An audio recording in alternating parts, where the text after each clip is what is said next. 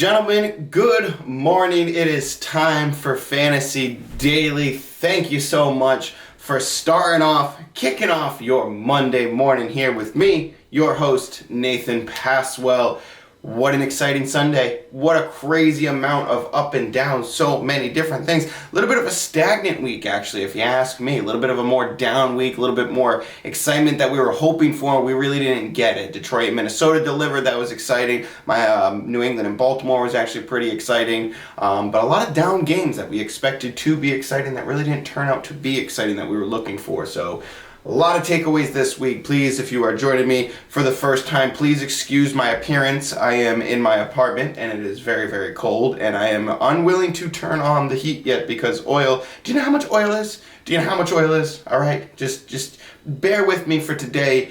For my podcast listeners, I am in a zip-up sweatshirt and I got a beanie on and I got like my arms tucked in my sleeves because I am freezing here, but I am not ready to turn my oil on yet because oil's so goddamn expensive this time. Right now, I have stuff in my tank. I'm not saying there's nothing in my tank, but I'm not willing to go through it yet. Not willing to burn through it yet. We can put on a sweatshirt. I'm that old dad. I'm the old dad who's like, you can put on a sweatshirt and a beanie, you're fine. Which I'm clearly not fine. I'm rubbing my hands together and tucking. Maybe I will put on the heat tonight, but anyway, a lot of big game stuff this week, a lot of good takeaways. We of course have my lineup of the week that I got a little bit more of a bounce back this week. Not the best week. I thought I was going to win out this week. If you saw me on, if you checked out the lineup of the week show on Sunday, yesterday, you would have thought that I thought I was going to, take the whole thing. I was going to make all W's here. But we lost some, so let us start today with our lineup of the week, and then we will go game by game. I will fly through those and give you my immediate takeaways, my immediate reactions, because we still want to wrap this up on a half an hour. That way you guys can start your week off. Start your day off with some fantasy football. I remember before starting Fantasy Daily, I used to always think to myself every Monday morning on my drive into work, I was like, man, nobody's made a show Sunday night into Monday morning. They would make different shows, but it was just kind of coverage. There was really no fantasy football. How does somebody feel about my player today? The immediate reaction. What are they thinking? You know what I mean? So I remember watching all the fantasy shows that I like being like, what are they thinking directly after the game? And all you really had was some tweets about Deebo Samuel or something. And that's not much I can do. I don't even have Deebo Samuel. So let us get into it. We will talk about my lineup of the week. I am currently sitting at 11 and 15 after this week, so we bounced back from 7 and 11. Not the best, but I think I need to tweak my stats a little bit here because I'm holding myself to a high standard. My tight end of the week this week was Tyler Higbee. He scores 10-10, which is a W. If you picked him up and you put him in your lineup, not many great tight ends this week. So I think we're gonna change the rules for like the players is where they have to finish, whether it be like top 20, top 25 or something like that. Because right now I have them at point totals, right? So right now if you're a tight end, you have to score at least 12 in my lineup in the week in order to be considered a W. But only like 4 tight ends so far scored 12 points. So that's not fair. Mine's technically a W, but I have to mark it as an L because those are the scoring formats that I chose at the beginning of the season. So even though I'm 11-15, I feel my record doesn't reflect exactly how good we've been this year. But anyway, we will change that as we go forward. Let's start off with my quarterback start of the week. It was Kirk Cousins. He gets 18.3 with the W, but a very dumb play at the end we will talk about. Miles Sanders, I put him in here as Mike's Sanders actually. 5.4 in this one. The game really went passing. Jalen Hurts looks passing happy this one, which looked nice, so that's an L on Miles Sanders. I took a cheap one with Derrick Henry on the bounce back. You get the W with 25 points from Derrick Henry this week. Adam Thielen and DK Metcalf I had on both bounce back games. Both of them had a touchdown. Both of them with the bounce back. Very happy about that. Tyler Higbee we already talked about. My kicker, Austin Seibert, he had 7 points. So technically that is an L because we take kicker, we say you have to score at least 10 points in order to be considered a W in the lineup of the week. But 7 off of the waiver wire, come on man, that's not terrible. That's not awful. He did better than Tyler Bass today, and I have Tyler Bass in like all my leagues. So Austin Seibert would have been a W for me. But technically, by scoring format, it is a L. Now the Saints defense who I picked going up against Carolina, Baker Mayfield and them played a lot better than I thought, and the Saints defense played a lot worse than I thought. So that is an L, bringing me to 11 and 15. I still have Noah Brown tomorrow for the Cowboys, hopefully bringing me to 12 and 15. Just need him to score those 12 points, and I think Cooper Rush is good for that. So let us get into it. Let us start powering away. And this is the part of the show where I'm going to start screaming through stuff. Maybe not screaming, because I am also trying to take into consideration that it is morning time. Morning time, very dark out, very sleepy. I got to go to work soon. Very sleepy. Let us start. New Orleans and Carolina, 14-22. Carolina takes it away. The Panthers defense beat up on New Orleans in this one to bring them to 1-2. CMC with another middling game, but you're still hanging in there. So CMC, all the managers who paid up for him in the first round might be a little bit defeated. If you can trade CMC to get somebody like DeAndre Swift and a wide receiver one, I absolutely would do that, because CMC, I do believe, will stay middling for a long time, besides having a couple big upside games. But he is super consistent, so therefore I'm not trying to trade him. But if you can trade up and get yourself some good pieces and sell CMC high on that, then I absolutely will, because he has been super consistent. I don't want to get rid of him, but I'm willing to trade him off of the name. Just my nature, I'm always willing to trade somebody depending on the value that I'm getting in return. DJ Moore, who we said on the TikTok Live, if you guys joined me this weekend, I appreciate all the love on that TikTok Live. That was my best live so far. I think I had 7,000 likes on that one. I appreciate y'all. So for somebody like me, it was very humbling. I appreciate y'all hanging out. I had like 200 viewers who hung out for a while, and that felt good. That felt cool. It was cool for you guys to hang out with me. I put a lot of work into that. So DJ Moore, who we said on that live to avoid, he disappoints too. So hopefully you did avoid him. LaVisca gets the day on his long touchdown, but no looks there. He's probably going to be a name that you hear a lot on waiver wires where people talk about. No way, I am out on that one. No chance. Kamara was active for this game, but he does disappoint. Ingram grabs the touchdown and a fumble. For Kamara to really disappoint, they both scored just about the same exact thing. So Kamara disappoints after the rib injury, but I do believe that you're still rolling with Kamara going forward. You're still going to keep playing him. He's going to be a big part of this offense. Michael Thomas, I think, headed out for a little bit in that one. We haven't gotten an injury updates, the whole injury update. I haven't gotten the whole injury update that I wanted to go through, that I'll go through tomorrow. But Michael Thomas, okay, good to go, was back in the game. So Houston at Chicago. Houston 20, Chicago 23. Almost Houston, so dang close, and if it wasn't for that end zone interception from Davis Mills, they might have been able to pull this off. The big takeaway from this game, though, has to be, who I'm going to talk about, Dameon Pierce. My man Dameon Pierce with 18 points in this one, PPR, or full PPR, finally back. I hope you held on to him. I didn't, to be honest. I'm in some leagues where I needed a space. So I didn't. I hope you did hang on to him, but he is going to be a huge running back addition in this waiver class this week coming up, and I'm very, very excited, because Dameon Pierce is actually going to fall to the running back 2 waiver ad, and probably fall to the running back 2 waiver ad in favor of the number one perceived running back 1 waiver ad, and that is Khalil Herbert. Khalil Herbert absolutely exploded after David Montgomery went down. Now, we don't know the extent of David Montgomery's injury. He is currently day-to-day. Tomorrow we will talk about on the show and the extent of his injury, how long it takes, but Khalil Herbert likely will be involved when Montgomery comes back, because of how explosive he was in this game against Houston. Now, I know it's Houston. It's not the best, rush defense, but at the same exact time, with that explosiveness, Chicago is probably going to need him. They're going to want to get him involved. He is a big reason that they won this game today, so they're not going to stray away from him. So I do believe that Khalil Herbert will kind of take the focus away from Dameon Pierce in the waivers. As far as long-term value, I think Dameon Pierce has the best long-term value, so I do like the fact that Khalil Herbert will probably get picked up before him in waivers. Dameon Pierce is my number 1 waiver wire ad, whereas Khalil Herbert will probably be the number 1 waiver wire ad everywhere else. Very excited to acquire either one. Lord knows we're all dying at running back. Lord knows I'm dying at running back. So either one that you could acquire, good news for you if you need a running back. Not much to speak of on the wide receivers here. Very down game with Cooks, which is unfortunate. He got the targets in this one, but just not the receptions. So unfortunately, Houston, even though they had 20 points, the touchdown doesn't come to Cooks, and he kind of disappoints. But I'm still rolling him out just about every week. 7 points isn't going to destroy you, but it still disappoints you and makes you sad.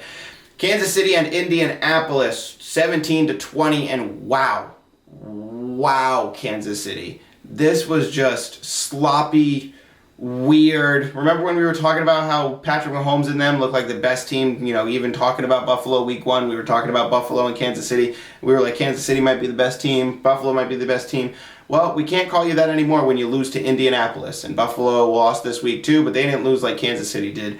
Seemed like Kansas City was just not on the same page today. A lot of sloppy plays, just not ready. Patrick Mahomes fighting with Eric Bieniemy on the sidelines. They don't look like they're on the same page, and they didn't really recover from that. Indy took advantage. 2 botched special team plays early for Kansas City, and it just never really got right after those 2 botched plays. So they moved well into the red zone, but for them to come up short was very disappointing. Clyde Edwards-Helaire himself, though, he keeps it going. Big name that I've been talking about a lot, so I hope you guys are on the train with me. TikTok was a little bit torn. TikTok's a little bit left and right on me when it comes to Clyde Edwards-Helaire. I know the usage isn't there. I understand that's why we're scared off of him, but that's why I'm staking my claim in that and saying that even though the usage is low, I do believe that you can trust him any given week. He's super effective in the red zone. He seems to be one of the best targets that they have in the red zone, and they're going to keep rolling with him. And I think that you too should keep rolling with him. Juju Smith has a decent game. He's going to have better games in the future.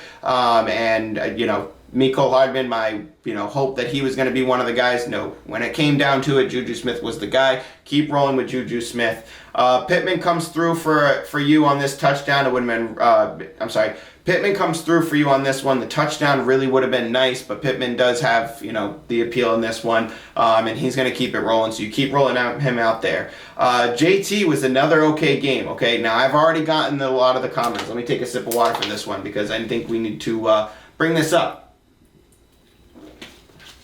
I got the wrong screen on this one. There we go. YouTube. Advertisement. Subliminal. Anyway, I've got a lot of comments already. And I've already seen it in my leagues. People talking, I think I need to trade JT. Dang, who wants to trade me for JT? I'll take a wide receiver 1 for JT. It's not even cold yet, guys. It's not even cold yet. And Indianapolis plays inside. I understand the running back appeal right now. It's sad. It's still nice out. They're still... Look, Miami and Buffalo today, they had players who were going out and sitting out long durations of time because of heat stroke. It's still hot out. It's still slinging time for the quarterbacks, all right? Don't look at JT as somebody that you need to move on from or that you need to get running back, return for right now. I have another player that we're going to talk about, same exact appeal, later on in the show, but JT is right there. Do not trade JT. Do not trade JT. Unless you can get a Cooper Kupp and a running back, do not trade JT. Do not trade JT. I've already heard the rumblings, and it just stop it. Stop sending me those comments. I'm gonna post you on TikTok so everybody can see. And the way that I get roasted for CeeDee Lamb, you'll get roasted for JT. Do not trade Jonathan Taylor unless you're getting an amazing upside. Don't. All the questions that I've seen, all the doubt that I've seen, stop it. Stop it with the JT tilt right now. Stop it. Or trade him to me. That's also a possibility that you can trade him to me. So Kansas City gets beat by Indianapolis. Very worrisome, but I do expect Kansas City to come back. Don't worry about it. It's that 1 week off. Who cares? Next game, we're talking about Miami and Buffalo. Miami 21, Buffalo 19. People would say it's the upset, but some of us expected this, or some of us not expected this, but at least considered it. We were like, don't be surprised if Miami wins this game. And it does happen. Division rivals, they really know each other. So division games are always a different beast when it comes to these teams. So anytime you have a team like this going up against each other, you can kind of see the writing on the walls. They're both high-powered offenses. They play each other a lot, so don't count either one out in any of these games. Buffalo defense, obviously a very great defense, but the Miami offense was very, very good. Now, my biggest takeaway, I know it's not my business on this show, but I feel like I do need to bring it up as somebody who likes to report on fantasy and football itself. Tua should absolutely not have been let back in that game. So I don't know what your opinion is on sports and safety and all that, but when you see a guy getting up off the field and he looks like he just got rocked out of a boxing match, then yeah, maybe don't play him in that game. So I know you're playing a division rival, but shaving years off Tua Tagovailoa's life is probably not I almost swore there. It's probably not the solution. So you can see that I feel passionately about the fact that they put him back in the game.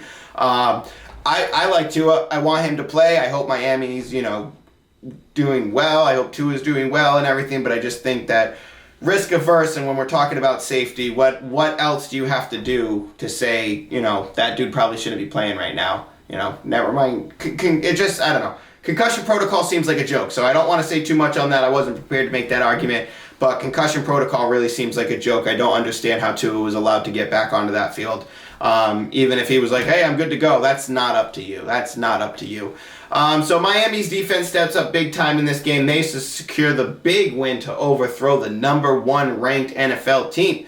And can we please start giving Miami some credit, because they keep doing it and everybody's looking at it like, well, Tua's got Waddle and Hill. Yeah, well, Tua just did it almost without Hill. Now, Tua went 18 for 18, no turnovers. And after leaving for what looked like a scary hit, they get the job done. So the big game goes to the big game goes to Devin Singletary as far as fantasy points. But while we're talking about Miami, Chase Edmonds has a 2-touchdown game on the ground. He gets the goal line work, but they were moving well. They were moving the ball well. Hill has a bust game, and Waddle seems to be becoming the wide receiver 1 for Tua, and you can kind of trust him as the wide receiver 1 for that team going forward, as who is going to be the most consistent, who is going to be the guy that you can rely on most. It seems Hill will have these up and down games, almost like a Mike Williams player, except Hill will have a little bit more consistency than Mike Williams. But I do believe that looking at this team, you're going to keep rolling with Waddle. You're going to keep Edmonds a little bit kind of higher than some of the streamers that are out there. He can fit into your match.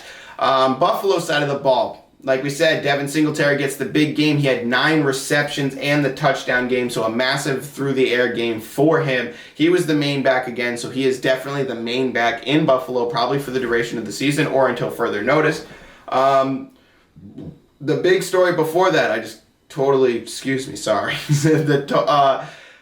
the big story going into the game was what was going to happen with Gabe Davis. Was he going to be limited? Was he going to be, full force out there? Was he even going to be active? So we saw it in there. Gabe Davis was limited. I was saying if Gabe Davis is in there, you start him. Unfortunately, he had a disappointing game. Isaiah McKenzie has the big game off of that. Gabe Davis still had some targets, but didn't lead the team in targets or anything. And he had a touchdown that was dropped in the back of the end zone. So if he had that, we'd be having a different conversation right now, and Buffalo might have won that game. But Isaiah McKenzie has the big games, and he should be rostered, but I do believe a lot of this was based off Gabe Davis being kind of limited in this game. So with Gabe Davis being limited in this game, I'm very hesitant to put Isaiah McKenzie any higher than I had him before, but I do think that he should be rostered. So it really depends on how your league is formatted and how deep you are bench, but I think Isaiah McKenzie is somebody that you should be looking at, especially if you are wide receiver needy.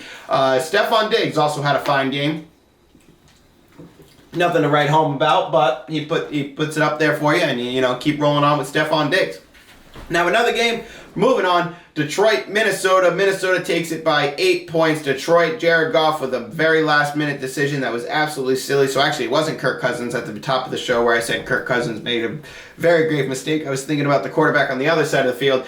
It was Jared Goff. He ends the game with a Hail Mary kind of deep bomb throw, and the camera pans over there, and you're like, oh my God, maybe. And then when the camera gets over there, there's 4 Vikings in one Lion, and there was nobody close. So it was just like one of those, you could put a funny sound effect to it where it's like, oh my God, like there was nobody over there. What were you throwing to? So the interception at the end of the game, just kind of whatever, throw it up there, let's all go home, we lost anyway. So Goff ends the game doing Goff things, just absolutely silly.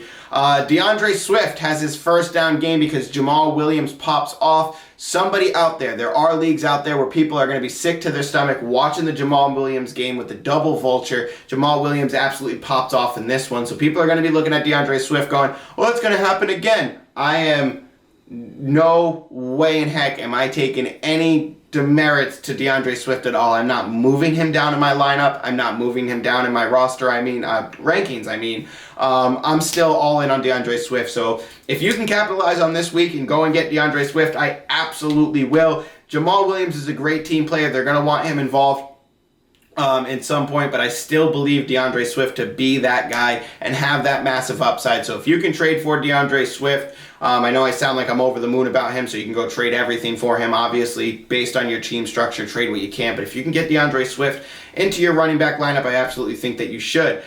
Josh Reynolds leads the Lions in yards and takes the bigger game. Amon-Ra had an okay day after he has the scare going out. You keep rolling him out as a running back one, wide receiver 1.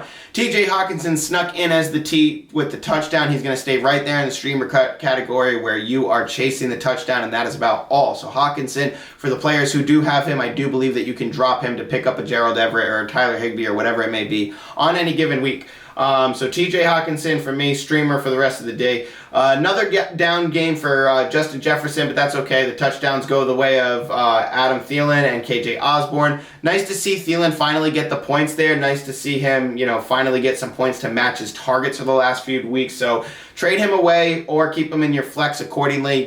Decide which games you want to play him in.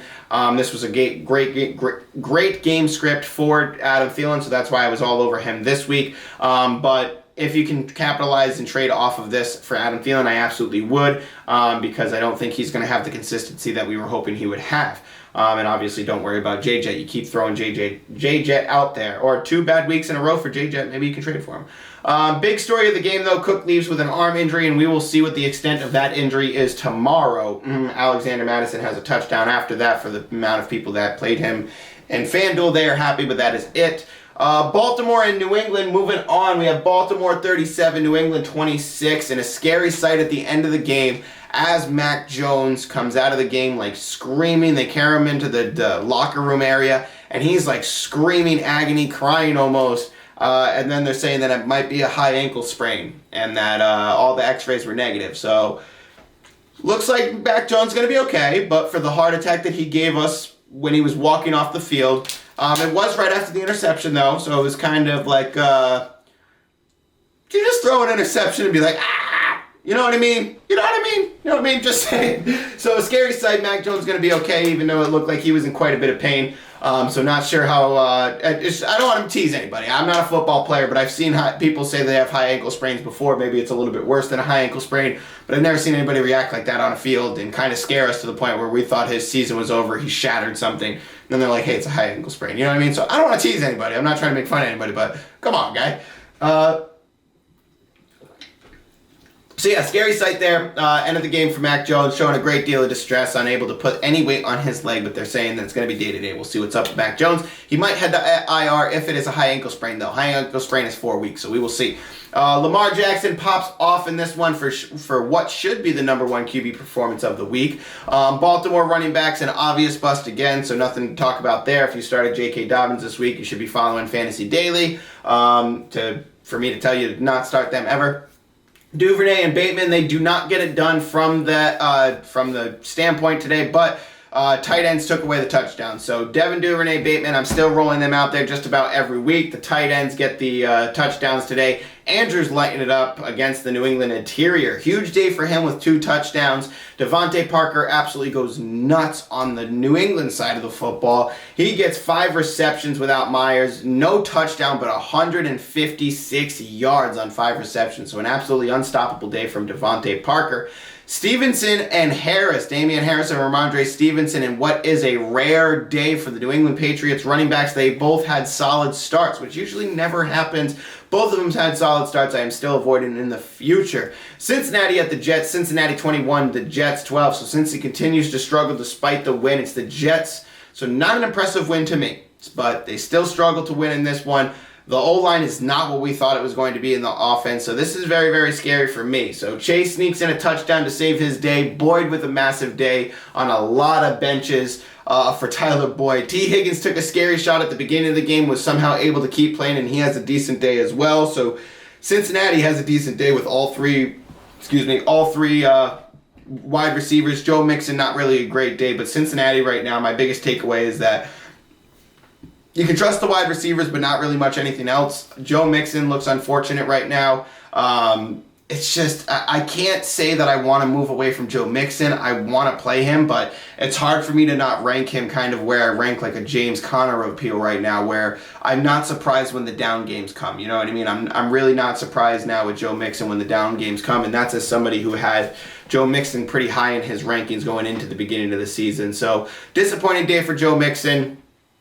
But you kind of have to keep rolling with him because you really don't have any trade appeal that's going to be worth getting rid of him for what you're going to get for him and what the upside he has is. So we're closing in the 24-minute mark. Where am I on my Spotify? We got 24 minutes there. So we're going to move on here, kind of keep it rolling. So the wide receivers you keep rolling with in Cincinnati. Michael Carter disappoints on this one as Flacco tried to pass to the wide receivers more, but still 11 targets to Breece Hall.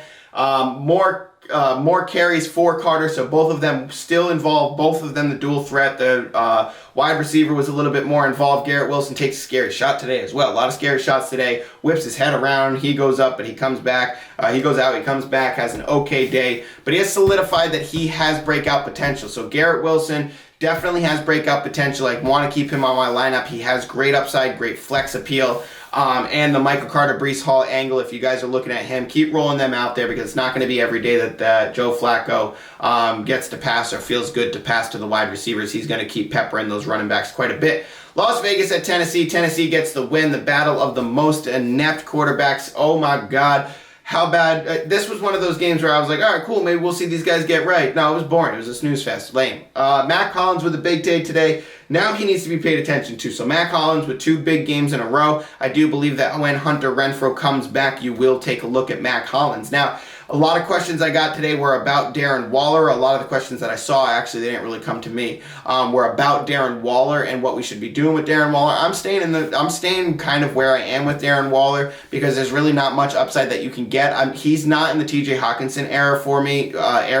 where I'm like, all right, I'm wondering if I should move on from this guy, anything like that. Darren Waller's still going to have consistency. He's still going to have great upside. I'm going to keep rolling with Darren Waller if I picked him. Tight end's a hard thing to come by, and you just kind of keep rolling him out there because the day that you do bench him is going to be the day that he does have a great game. So keep rolling with Darren Waller in there. Josh Jacobs showing up today. Him and Devontae Adams had a good one. 14 points after being away this week for Josh Jacobs, so that was great. Derrick Henry, the big story for me out of Tennessee because there wasn't anything else to talk about out of Tennessee. Derrick Henry is back, baby. Very, very excited. Nice bounce back game for him. Hopefully you were able to trade low for him last week to put him onto your team this week because it is not even close to winter yet, and that is when Derrick Henry and wide running backs go crazy. Philadelphia and Washington. Philadelphia absolutely collapses Washington. See this? Now I'm starting to warm up. It's cold. I got the beanie now, but now that I'm moving, I'm starting to warm up here. Washington collapses today under Philadelphia, and Philadelphia is steamrolling on all fronts. Watch out for Hurts because he is really playing amazing. My biggest takeaway from this game is how good Hurts looked throwing this week. He looked very confident. Obviously, Devontae Smith explodes. He was on everybody's bench, but he has 169 yards, 12 targets, 8 receptions, and the touchdown for Devontae Smith. So he absolutely goes off. A.J. Brown also has a great game. Jalen is feeling it right now. So that's why Miles Sanders had the down game. Jalen Hurts was feeling it throwing. He was running a little bit. So Jalen Hurts on fire, one of our favorite quarterbacks going into the year that we talked about a lot. Keep rolling Jalen Hurts out there. On the Washington side of the ball, Jahan Dotson is the one to disappoint in a down game, but I am holding on to him. I'm not willing to drop him yet. I do believe these 3 wide receivers in great game scripts can be used. McLaurin and Samuel coming through. Samuel continues to lead in targets. Like we said, he'll be the wide receiver 1 on that team. Gibson has the garbage time touchdown to save the fantasy day for you. You keep rolling him out there because you don't want to play McKissick at all. I got a lot of McKissick questions this week. No, don't want anything to do with McKissick. Opening up the 4 o'clock window now. Got a few more minutes. I'm going to try to steamroll through these. My Spotify listeners, you're at the 28-minute mark, which means you got 2 more minutes until I get enough followers that I can do an hour podcast. And well, not even do the hour podcast, but just open up that kind of overlap just in case I run over the half an hour mark because Sunday's a lot to cover. So Jacksonville with the big upset. They don't just upset. They steamroll over the Chargers who couldn't get anything going today. And we're going to attribute it to Herbert. Clearly not at 100%. Giving it his best effort, but they were kind of catering to that a little bit, and Jacksonville really just took advantage and ran with the game. Jacksonville, T-Law has a great fantasy outing, 25 points for him. J-Rob coming through. He had a good game. ETN had some good deep league appeal to game in this one, so if you have good game scripts for Travis Etienne, you can take a look at him. The Jacksonville wide receiver showing up today. Zay Jones takes the day on 11 targets, so he will be a hot waiver add this week. But my man Kirk still going strong, like I've been saying. He is a wide receiver 1. Keep rolling him out as a wide receiver 1. On the other side of the ball, Mike Williams having a down week. That is what he does. Don't worry about it. Keep rolling him out. If you have that flex play that you can play in there, but Mike Williams has that upside, so keep on playing Mike Williams. Gerald Everett, disappointing outing, but I will keep rostering him. I will keep playing him when Keenan Allen and Herbert are good to go, which they should be next week. We should be rolling with Gerald Everett, Mike Williams. Everything should be fine and right in the world. Mike Williams will still have those down games, but have massive upside. And Austin Eckler, down game, so if you could target Eckler, do that, but he is Mr. Consistency. I'm really not going to move away from him if I do not have to. I want to keep rolling with him. Mr. Consistency has great upside. Winter is coming. Rams and Arizona. Rams taking this one in another snooze fest. It's another game of what we thought was going to be something special, but it was just a football game. Cup had a good outing. Skoranek, the announcers were really loving Skoranek in that one. You would have thought this dude went off for 35 points, but he puts up 4 for 66. So an okay game. You would have thought he was going off, though. But Allen Robinson disappears a little bit in this one, which does kind of hurt you, but now it's kind of, all right, we know that he's a streamer now, and he's going to live in that Adam Thielen, kind of area where I'm not very excited to start him, and I kind of want to move him if I can. So, the running backs in LA, we told them we wanted to avoid this one because of Cam Akers and Darrell Henderson. The upside there, we don't know what we're going to do. We expected a lot of passing in this game, but it turned out to be a snooze fest with the passing as well. And the running backs in LA did nothing today. So both of them I really don't want on my team. If I can move away from Darrell Henderson, I absolutely will. He will be my drop candidate this week as far as somebody that I want to basically say I want to pick a different. I would much rather, if Dameon Pierce is out there, I'm picking up Dameon Pierce and I'm dropping Darrell Henderson. That's what I'm doing. So for my people in my league who are listening, please don't take Dameon Pierce on me. Pick up Khalil Herbert instead. But that's that. I'm moving away from Dameon. I'm moving away from Darrell Henderson and the running backs in LA for sure. The shares there looking bleak. Marquise Hollywood Brown, 17 targets in this game. Massive game. Greg Dortch showing up again for Arizona. Lots of starts for them this week. 17 targets, and he's going to remain massive upside. Even with DeAndre Hopkins coming back, Rondale Moore should be back next week. Marquise Brown is going to keep getting it done. I'm very excited for those two. I'm very excited for Marquise Brown to keep rolling. Greg Dortch might lose a little bit with Rondale Moore returning next week, but we will talk about that. We will probably keep Greg Dortch rolling.